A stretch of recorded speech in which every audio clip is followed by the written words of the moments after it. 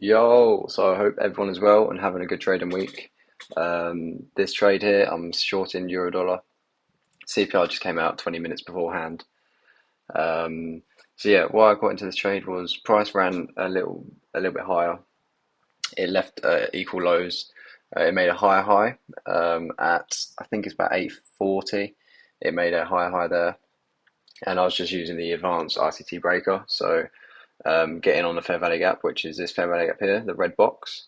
However, where I drew the fair value gap, it actually isn't right. The magnet made it put on a little bit different. So if you actually go on your own chart, you'll see the where the fair value gap actually is.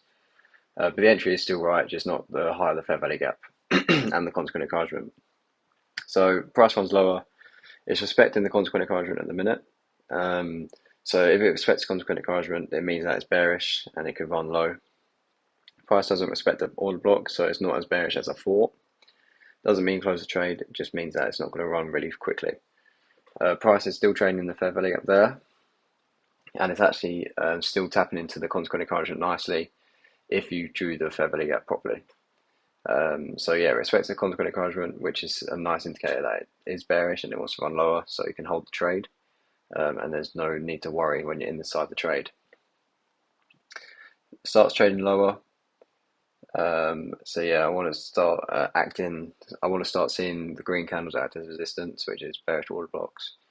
Um, yeah, so my first partial will be the low, where that red line is. It's at 1.05720.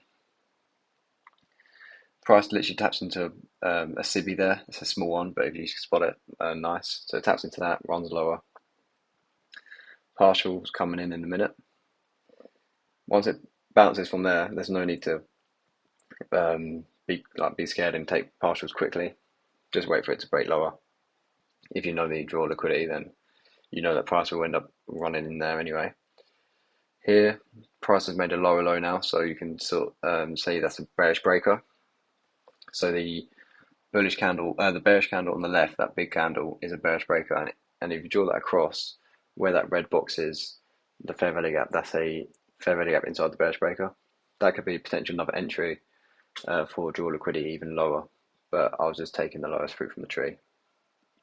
And yeah, the fair value from the hour, which is just that red box, was my last target, where it hits it there nicely. So yeah, shout out to ICT. Hope you're all safe, and thanks for watching.